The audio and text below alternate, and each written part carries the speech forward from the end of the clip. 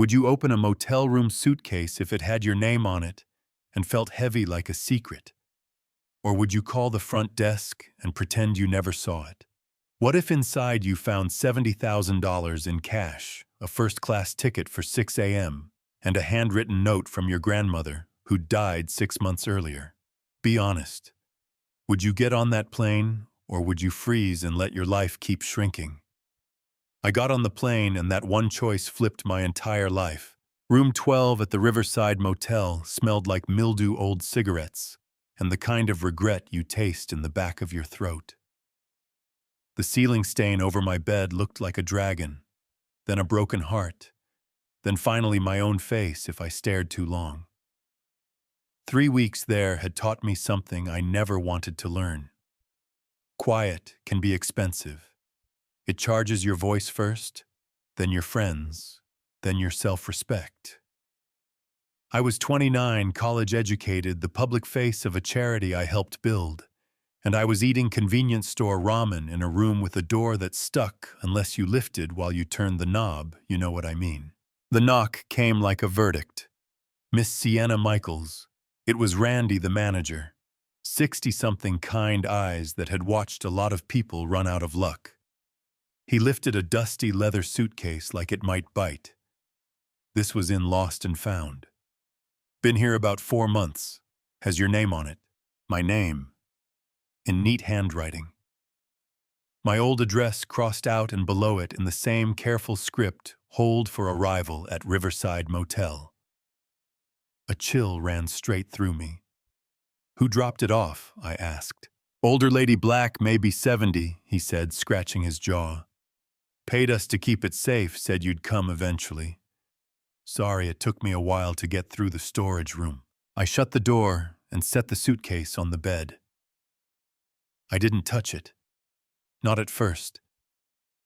I just listened to my own breath like it belonged to a stranger. Then I clicked the latches. Money. Real rubber-banded stacks of hundreds, 10,000, 20, 50, 70, tucked beneath a printed boarding pass for Charleston 6:00 a.m., and a single sheet of cream stationery. Sienna, this is just travel money. The real fortune is waiting for you at 1482 Belmont Street, Charleston. Go there. Everything you need is there. Everything you lost was preparing you for what you're about to gain. Trust me one more time. Your flight leaves tomorrow.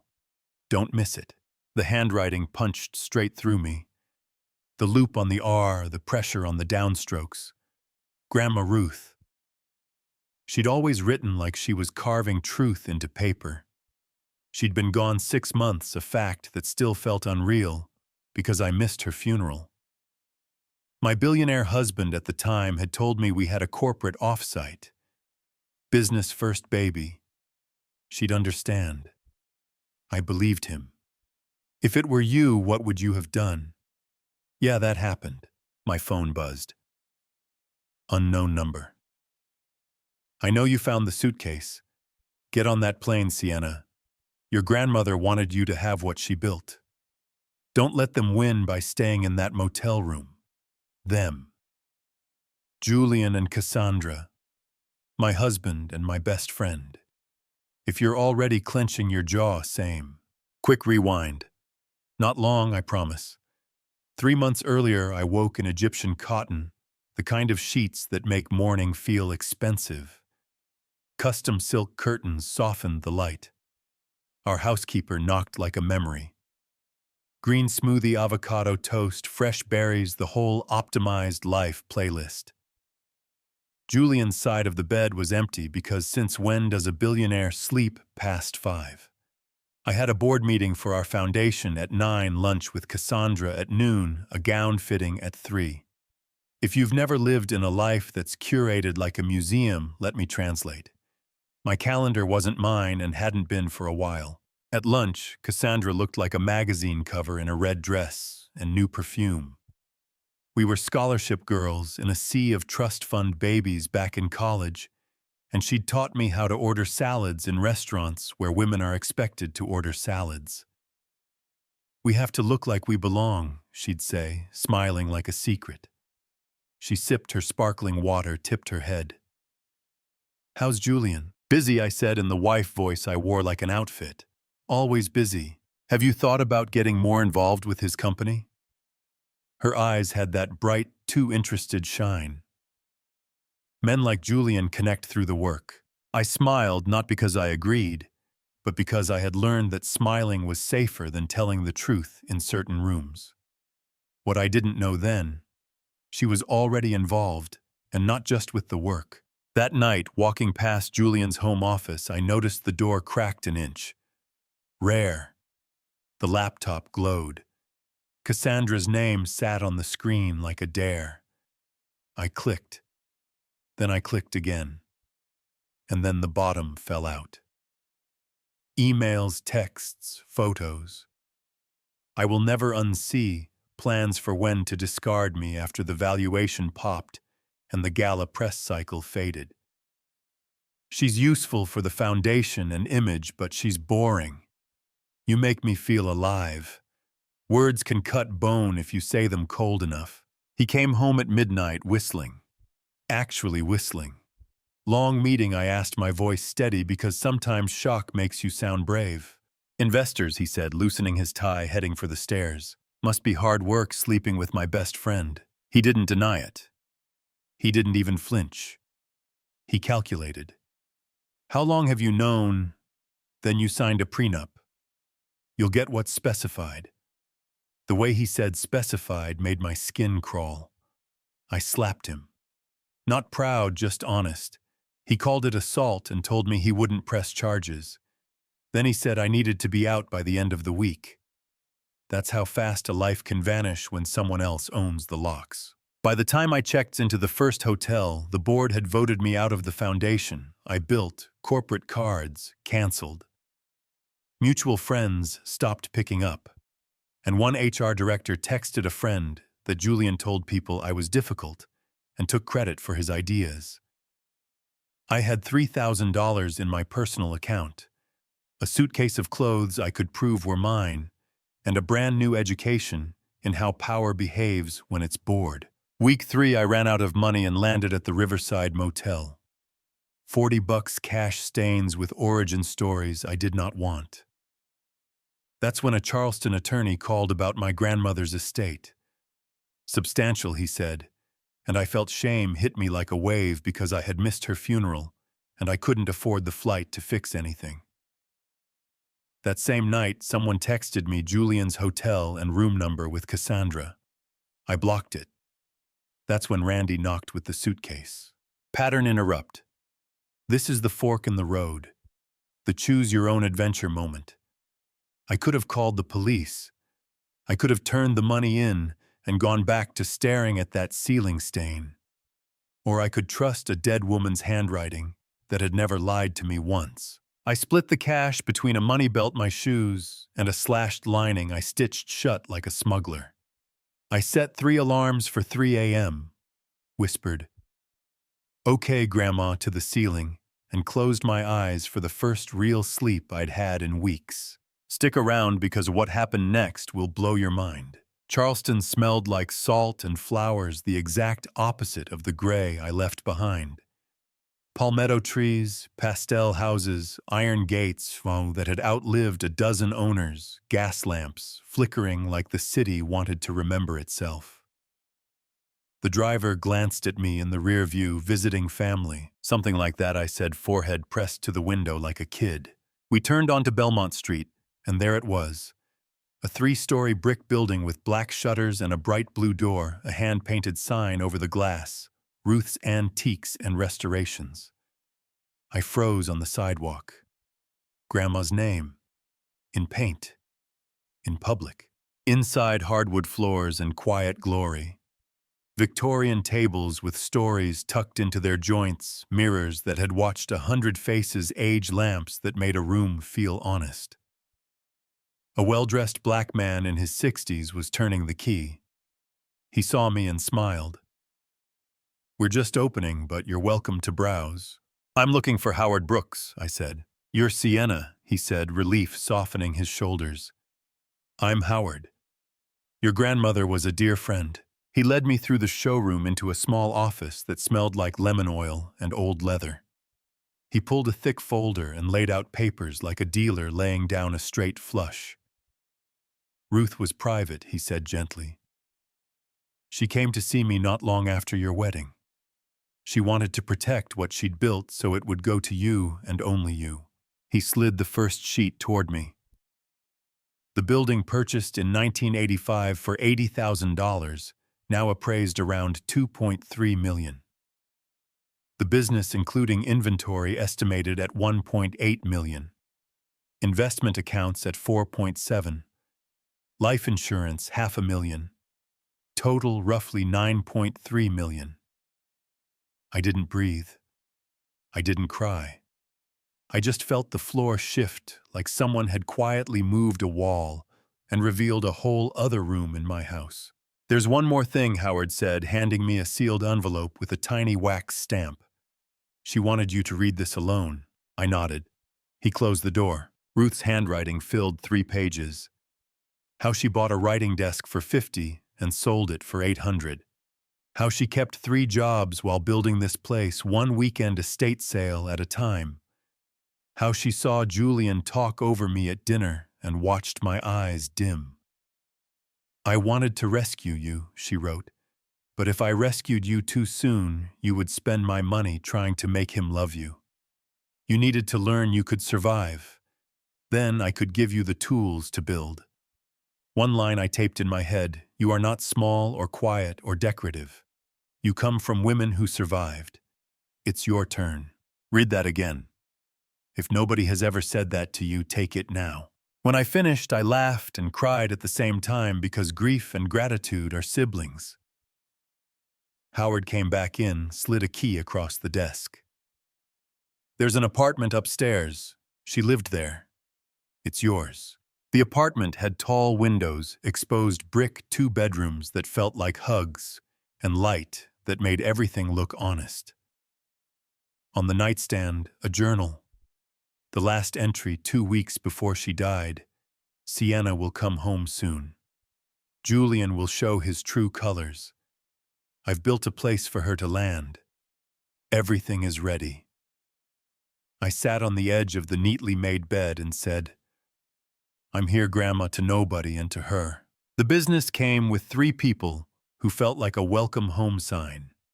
Patricia, 60s, white hands that could coax a stubborn finish off walnut without scarring the grain. James, 30s, black art history brain, who could trace provenance like a family tree. Sophie, mid-20s, eyes for light, and captions that made antiques feel like celebrities. Your grandmother always knew you'd come, Patricia said, handing me a pair of gloves. We start by doing, so I learned by doing. How to smell the difference between oak and walnut when the sander sings. How to read dovetails and drawer bottoms to tell originals from fakes. How to negotiate without preying on grief at estate sales. I woke at 6 and ran through the historic district, the city still stretching. I opened the shop at 9, worked until the kind of tired that feels like peace, then read auction catalogs with a highlighter, like it was finals week all over again. That is how you get your power back. Not with a victory speech, but with 1,000 ordinary decisions lined up in the same direction. 6 weeks in, James took me to a family estate sale. Most of it was nice, well-loved, not remarkable. In a back bedroom, a dusty painting hung crooked gold frame dinged at the corners, signature bottom right, that made something wake up in me. James, I said, trying to keep my voice low. He stepped in, squinted, then grinned. Is that Walker? William Aiken Walker. Southern artist, 1800s. The price tag said $200. We paid and took it back to the shop, and I dove headfirst into research that made my heart thump. Brushwork, signature, provenance. By afternoon, we had confirmation and an appraisal around $18,000. When Patricia hugged me, I realized I wasn't excited about the number alone. I was excited because my eyes found it. I was excited because I had proof that my instincts still worked. We modernized Ruth's reputation without touching her soul. Sophie and I launched an Instagram that told the story behind pieces, who made them, who loved them, why they deserved another century. I wrote a newsletter with restoration tips and little histories for people who love objects with a pulse. A local magazine did a feature. Then Architectural Digest called me a rising star and ran a photo of me in the shop next to a quote about honoring the past while building the future. I framed it beside a photo of Ruth, in front of the blue door, the original key on a ring past, and future shaking hands. About then, Thomas messaged. He was a museum curator we'd met at the estate sale. Tall, kind eyes, the kind of calm that makes you feel like your bones can rest. Coffee, he wrote. I'm building an exhibit about Charleston dealers who are preserving history. I said yes with guardrails. I need slow, I told him. He smiled. Slow is good. I'm not going anywhere. Now the twist. The story flips right here. It was a Tuesday at 2:15. The bell over the door chimed, sunlight poured across the floorboards like honey, and my past walked in wearing an expensive suit that didn't fit the same way it used to, Julian. He looked at me like he'd found something he'd lost and now felt entitled to claim. Patricia's jaw tightened behind the counter. Can I help you? She asked, sweet in the way Southerners are when they're about to shut a door gently but firmly. Sienna, he said, relief flooding his face. I've been looking for you. He put his hands up. 5 minutes, please. You have nothing I want to hear, I said. My voice surprised me by not shaking. I made a terrible mistake, he said, scanning the shop, nodding like a man evaluating assets. You've done well. I always knew you were capable of more than I gave you credit for. Funny, I said. Last year I was boring and only useful for your image, he swallowed. I was scared of how much I needed you. He leaned in. Everything fell apart. The SEC found irregularities. I'm facing charges. The company's bankrupt.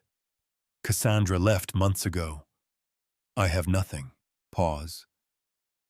If it were you, what would you have done? Would you enjoy it just for a second, if we're honest? Would you forgive him because pain teaches you to negotiate against yourself? Would you loan him money because you're afraid of becoming what he said you were? Here's the twist. I felt nothing. Not victory, not rage, not even sadness. Just nothing. The kind of nothing that means a story is truly over. Patricia, I said, looking at him, not blinking. Please call building security. Sienna, please, he said, panic licking the edges of his voice. We could start over, as equals. We were never equals, I said. You made sure of that. You isolated me. You controlled my calendar and my clothes and my friends. You needed me small so you could feel big. Leave my shop. Leave Charleston. Don't contact me again. If you do, I'll file for a restraining order. 2 security guards materialized like a moral of the story. Through the window, I watched him climb into an economy rental. Not the Tesla, not the Mercedes. And pull away looking like a man who finally understood the world had stopped bending around him. Do you think that's fair? I do. That night, Cassandra DM'd me. Long, carefully written apology, a little self-awareness, a lot of I was jealous and selfish, the kind of message people send when the life they traded yours for turns out to be rented furniture. I blocked it. Not because I'm against forgiveness, because boundaries are a love letter to the version of you that survived. The next months turned momentum into muscle. The museum exhibit opened. Thomas curated it with a tenderness that made me want to hug the whole building. Business doubled. We hired 8 more people and signed a lease for a second location, an old waterfront warehouse with brick and beams and light that made antiques look like sculptures. I learned to speak on stages without apologizing for existing. Toastmasters on Tuesdays. Deep breaths. Shoulders back. Tell the story to help, not to prove. And I did the scariest, best thing. I used part of my inheritance to start the Ruth Michaels Foundation, microgrants and mentorship for women rebuilding after divorce or domestic situations. Rent deposits, child care, resume coaching, small business seed money. Not because I wanted to be anybody's savior, because I know exactly how a life changes when the right hand up shows up at the right time. At our launch, a woman named Brianna stood and said, "6 months ago, I was living in my car with my 2 kids. The foundation helped me get an apartment, pay for child care, and enroll in nursing school. I start at the hospital next month." The room went quiet in the holy way. A plain brown envelope arrived from a New York law firm I didn't recognize. Inside, court documents. Julian had been sentenced to 3 years in federal prison for securities fraud. There was a letter that sounded like a lawyer wrote it with a gun to his head. "Mr. Prescott takes full responsibility and wishes you well." I put it in a file. Not because I didn't care, because at some point you owe it to your future not to keep rereading the same chapter. Then the Today Show called. "We're doing a segment on women entrepreneurs who overcame adversity." They booked me for 3 weeks out. I flew back to New York, walked into 30 Rockefeller, as someone who had once measured her worth in how quietly she could move through expensive rooms and sat under bright lights wearing Ruth's pearls. "How did you find the strength to rebuild?" the host asked. "My grandmother gave me resources," I said, "but I had to choose to use them." That's the difference between rescue and rise. Then I looked into the camera and said what I needed in room 12 and maybe what someone listening needed right then. You are not defined by who left you. You are not your worst moment. You are not too late or too broken to start over. The clip went viral. Donations poured in. DMs from Kansas, Lagos, Manila. I spent the next months helping 5 other cities start similar programs. Because the only thing better than surviving is turning your survival into a ladder for someone else. A year to the day after the suitcase, we opened the flagship gallery on the waterfront. 3 times the size of the original shop, soaring ceilings, vignettes, arranged like little love letters to craftsmanship. 200 people came. Collectors, museum folks, city officials, interior designers, and about 20 ghosts, if you believe in that sort of thing. I wore deep emerald and Ruth's pearls and felt like myself. Not the ornamental version, the working, laughing, unbreakable version. I tapped a glass, and the room hushed. A year ago, I said I was staring at a ceiling stain in room 12, thinking the story was over. I lost a house, a title, some friends who were never really friends. And I thought I'd lost myself. I hadn't. I'd just misplaced her. My grandmother Ruth built this with 3 jobs and a good eye and the nerve to believe in tomorrow.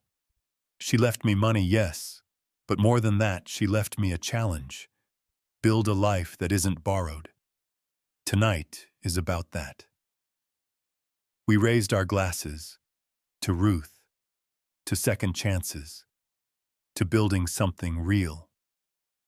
The room answered to Ruth, and for a second I swear I felt her laugh. Around 10, Thomas and I stepped outside. Harbor lights stitched the water. He took my hand and looked nervous, which on him was adorable. "I need to say something true," he said. "I'm falling in love with you. No rush, no pressure, just truth." 6 months earlier, I would have panicked and sprinted emotionally in the other direction. Trauma makes tenderness look like danger. But therapy helps. Boundaries help. Time helps. "I'm falling for you too," I said. "It scares me in the good way." He smiled, the kind of smile you feel in your shoulders. "Good. I'm not going anywhere." My phone buzzed. An unknown number. I almost ignored it. The producer from the show said their inbox had exploded. Women saw themselves in you, she said. When I hung up, another text. Saw the article about your gallery. I'm glad you found your way. I'm sorry for everything. Jay. I blocked it. Then another. Cassandra again. You looked happy. I'm truly sorry. I didn't respond, and I didn't block. Not because I wanted to reopen any door, because sometimes the most powerful position is to let a thing be unimportant. 18 months after the motel, I woke to sunlight and the sound of Thomas making breakfast, like he'd been born knowing where I keep the good plates. The foundation had funded its 30th grant. The gallery paid for itself with room to grow. We started to talk about him moving in officially. On the 2nd anniversary of the suitcase, yes, we celebrate it like a weird little holiday. Thomas took me to the fanciest place in town, then drove me to Ruth's grave with flowers. I want to ask her something, he said, and my heart did that small, scared, happy drum. He knelt the plain way in grass, no audience, just sincerity, and held out a simple ring. Sienna, you are the strongest, kindest person I know. I don't want to own you or fix you or style you. I want to walk beside you while you change the world. Will you marry me? I saw the theater of my first proposal for 1 second. The drone footage, the champagne, the contract inside the vow. And then I looked down at this man and heard Ruth's laugh in my head. Yes, I said, the good kind of simple. Yes. Before you think this is just a fairy tale where the girl loses a billionaire and gains herself, let me say the quiet part out loud. Money matters. Safety nets matter. Generational strategy matters. A woman buying a building for $80,000 in 1985 and turning it into millions by 2023 matters. The secret, the real $80,000 gift, wasn't the cash in the suitcase. It was the head start my grandmother built with grit and discipline and privacy. That changed my trajectory as much as any inspirational speech. And that's where I want to make this ending a little complicated on purpose, because I want you in the comments arguing with me. Prenups. Protection or punishment? When there's a power imbalance, is it ethical to ask a 23-year-old to sign a contract when you control the house, the money, the future? Do we teach daughters to negotiate love and money with the same rigor we teach them calculus, or do we tell them it'll work out and hope? When a friend like Cassandra comes with tears and truth, how many chances do we owe our own hearts? What do we owe the younger versions of ourselves who didn't know better yet? Do you think that's fair? If it were you, what would you have done when that suitcase showed up? Packed and gone, or called the front desk? Would you have taken Julian back for 5 minutes, or locked the door sooner? Would you have started a foundation, or kept your head down and rebuilt quietly? There isn't one right answer. There's only your answer. But I hope my story gives you permission to write it loudly. If you're in your own room 12 right now, please hear me. You don't need a billionaire to choose you. You don't need a suitcase to make you brave. You need one clear decision, and then another, and then another. Small choices that stack up into a life. Ask for help. Take the class. Say no to the table where your soul keeps getting eaten in polite bites. And when the world calls you small or quiet or decorative, say the line Ruth gave me until your voice fits your bones. I come from women who survived. Maybe you do too.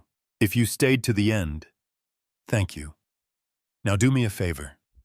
Drop your take in the comments. Argue with me about prenups and power, about forgiveness and boundaries, about what love owes and what money can't buy. Tell me the moment that hit you hardest. The suitcase, the letter, the knock at the shop door. If you've got a similar story, share it. If you think I should have given Cassandra a second chance, make your case. If you would have texted Julian back one last time, tell me why. Share this with someone who needs a sign that starting over isn't just possible, it's powerful. And if this kind of honest, messy, true storytelling helps you breathe a little deeper, subscribe, because there are more stories where this came from. And I want you in the room for all of them. I'll be reading, and I'll be answering. Because this isn't just my story anymore. It's ours.